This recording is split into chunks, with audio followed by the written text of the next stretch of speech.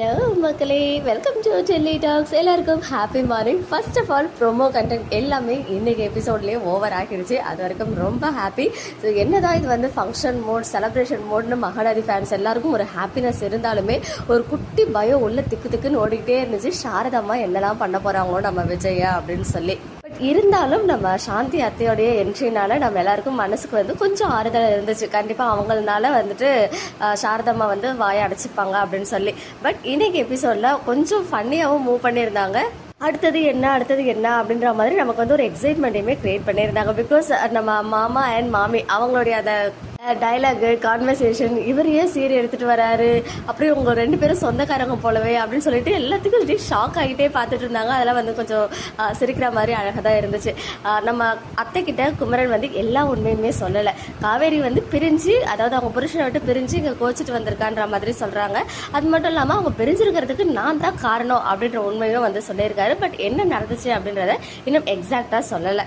இது எல்லாத்தையும் தாண்டி இன்னைக்கு ஹாட் ஸ்டார் ஓப்பன் பண்ண உடனே அவங்க வந்து அந்த ஹெட்டிங்கில் வந்து பார்த்தீங்கன்னா நிவின் பிரின்சஸ் சர்ப்ரைஸ் அப்படின்னு இருந்துச்சு.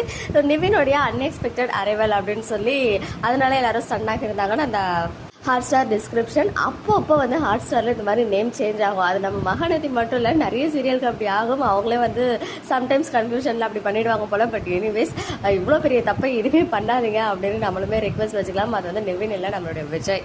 ஸோ விஜய் அப்படி வந்ததை பார்த்துட்டு நம்ம அத்தை கேரக்டர் வந்து எவ்வளோ அழகாக எடுத்துகிட்டு வராரு, முறையாக வந்து சீரை செய்கிறாரு, நம்ம ஊரில் பண்ணுற மாதிரின்னு சொல்லிட்டு பெருமையாக சொன்னாங்க. ஈவன் பாட்டியும் அவங்க சைடில் இருந்து டயலாகு. பட் நம்ம தாத்தா பாட்டி வந்து இவன் ஏன் இப்படி பண்ணுறான் அப்படின்னு ஒரு ஷாக்லேயே இருக்காங்க. பிகாஸ் சாரதாம்மாவோடைய கோவம் இன்னும் அதிகம் இருக்கும்னு சொல்லிட்டு அவங்க சைடில் இருந்து நினைக்கிறாங்க. காவேரிக்கு ஒன்லி அந்த அருந்தவாள் டயலாக் மட்டும்தான் இருந்துச்சு. மற்றபடி காவேரி வந்து இப்போதைக்கு சைலண்டாக தான் இருந்துட்டு இருக்காங்க. பிகாஸ் அவங்களுடைய கேரக்டரைசேஷன் இப்போதைக்கு இந்த சாரதாம்மாவால் அவங்க அப்படி சைலண்டாக இருக்க வேண்டிய ஒரு கட்டாயத்துக்கு தள்ளப்பட்டிருக்காங்க. உள்ளேயும் போயிட்டு நர்மதாவை ரொம்ப கியூட்டாக இருக்கா அப்படின்னு சொல்லி அந்த சீரெல்லாம் எடுத்து வச்சு எல்லாரும் சாப்பிட்டுட்டு தான் போகணும் அப்படின்னு உரிமையாக சொல்லி அந்த சந்தனத்தை கையில் எடுக்கும்போது டக்குன்னு வெடுக்குன்னு அப்படியே சாரதாம்மா பிடுங்கிட்டாங்க. ஸோ கண்டிப்பாக இந்த மாதிரி ஏதாவது ஒரு விஷயம் நடக்கும் அவங்களால அப்படின்னு எதிர்பார்த்தது தான். பட் ஃபுல்லாக ஆசையாக எடுத்து அந்த ப்ரொசீஜர் எல்லாம் பண்ணலாம் அப்படின்னு நினைக்கும் போது அவங்க பிடுங்கிட்டாங்க.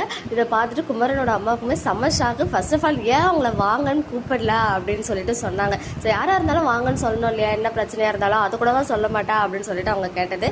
அவங்களே இவங்க வாயை அடைச்சி விட்டுட்டாங்க. அது ஒரு சைடு இருக்க விஜயோடைய உரிமையாக அந்த பேசின விஷயம் என்ன இதெல்லாம் அப்படின்னு கேட்கும்போது, அதாவது சாரதாம்மா தாத்தா பாட்டியை கேள்வி கேட்கும்போது விஜய் சொல்கிறாரு, நான் என்ன பண்ணிட்டேன், எல்லாரும் அவங்கவுங்க சீரை செய்கிறாங்க, குமரன் வந்து அவரோட சைட்ஸ் வச்சுட்டாரு, நிவினும் வந்திருக்காரு, கண்டிப்பாக அவரும் செஞ்சிருப்பாரு. ஸோ காவேரி வா நம்ம முறையை நம்ம செய்யலாம் அப்படின்னு சொல்லிட்டு உரிமையோட கூப்பிட்டாரு. இதில் என்ன தப்பு இருக்குது, என்னோட உரிமையை தானே செய்கிறேன்னு சொல்லி. இன்னொரு சைடு லாஸ்ட் இன்னைக்கு எபிசோடோட ஹைலைட்டே எல்லாரும் கேட்டுக்கோங்க, நான் தான் இந்த வீட்டோட மாப்பிள்ளை, இதோ போட்டிருக்காளே பச்சை சுடிதார், காவேரி தான் என்னுடைய ஒய்ஃப் அப்படின்னு சொல்லிட்டு சபைக்கு முன்னாடி எல்லார் எதிரிலுமே வந்து சொல்லிட்டாங்க. இதை பார்த்து மாமா மாமியோட ரியாக்ஷன் வேற லெவல்ல இருந்துச்சு. அதுமே இன்னைக்கு மாமா ஆட்டைய பாரு, உண்மைகள் தெரிய வந்துடுச்சு, வெட்ட வெளிச்சம் ஆயிடுச்சு. ஸோ இதெல்லாம் ஒரு சைடு இருந்தாலும் ஏன் வந்து நான் எவ்வளோ ஹாப்பியாக இந்த அப்டேட் கொடுக்குறேன் அப்படின்னு பார்த்தீங்கன்னா, நமக்கு ஆல்ரெடி பிடிஎஸ் வந்து ஷேர் ஆச்சு. நம்ம காவேரி புருஷ விஜய் இருக்கார் இல்லையா, அவர் வந்துட்டு ஏதோ ஒரு முறை செஞ்சாரு, செயின் போட்டு விட்டாரா இல்லை நலங்கு வச்சாரா அப்படின்றது கிளியரா தெரியல. அதை பண்ணும்போது பாட்டி வந்து கண்ணத்திலே எடுத்து ஒத்துக்கிட்டாங்க நம்ம விஜய் பண்ற ரியாக்ஷனை வச்சு. ஸோ அவங்க அத்தை வந்து கன்ஃபார்மாக நாளைக்கு விஜய் எதுவும் சொல்ல விடாமல், இதுக்கு மேலேயும் எதுவும் சொல்ல விடாமல் அவர் கொண்டு வந்த சீரை செய்யட்டும் அப்படின்ற மாதிரி அலோ பண்ணுவாங்க.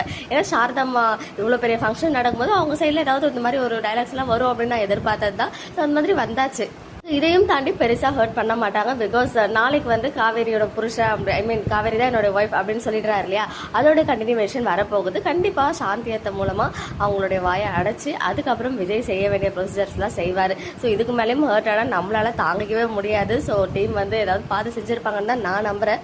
மேக்ஸிமம் இப்படி இருக்கிறதுக்கு சான்சஸ் இருக்குது. பட் எனிவேஸ் இன்னொரு ப்ரோமோ வந்துச்சுன்னா இன்னும் சூப்பராக இருக்கும். லாஸ்ட் வீக்குமே மண்டேவே இன்னொரு ப்ரோமோ ரிலீஸ் பண்ணியிருந்தாங்க இல்லையா, ஏன்னா வந்து அன்னைக்கே எபிசோட் வந்து ஓவர் ஆகிற மாதிரி இருந்தால் இந்த மாதிரி ப்ரோமோஸ் ரிலீஸ் பண்ணுறது யூஸ்வல் தான். பட் உங்ககிட்ட கண்டென்ட் இருக்குதானே தெரியல. பட் ஃபங்க்ஷன்லாம் முடிஞ்சு அதுக்கப்புறமும் சில சீன்ஸ் எல்லாம் ஷூட் பண்ணி வச்சுருக்காங்க. இல்லை ஒரு அந்த நலங்கு ஃபங்க்ஷன் அதெல்லாம் முடிச்சிட்ட பிறகு வேறு ஏதாவது பெருசாக சம்பவம் பண்ணி வைக்கிறாங்களான்னு தெரியல. ஏன்னா அதுக்கப்புறம் ஷேர் ஆன பிடிஎஸ்லாம் நமக்கு அந்த மாதிரி தான் இருக்குது. எப்பவுமே எம்எனை பொறுத்த வரைக்கும் எக்ஸ்பெக்ட் தான், அன்எக்ஸ்பெக்டட் தான். நாளைக்கு என்ன நடக்க போகுது அப்படின்னு நினச்சாலே நமக்குலாம் ஒரு சைடு ஒரு மாதிரி எப்படா நாளைக்கு காலையில் 6 மணி ஆகும்னு இருக்குது. ஸோ வெயிட் பண்ணுவோம், பாசிட்டிவாகவே நடக்கும் அப்படின்னு நம்மளுமே நம்புவோம். இன்னைக்கு எபிசோட் பார்த்தீங்கன்னா உங்களுடைய ஒப்பீனியன் என்ன அப்படின்னு கமெண்ட்டில் சொல்லுங்கள். ஓகே மக்களே, நெக்ஸ்ட் வீடியோவில் மீட் பண்ணுறேன். எக்ஸ்க்ளூசிவ் அப்டேட்ஸ்க்கு மறக்காம நம்ம யூடியூப் சேனலை சப்ஸ்கிரைப் பண்ணிக்கோங்க.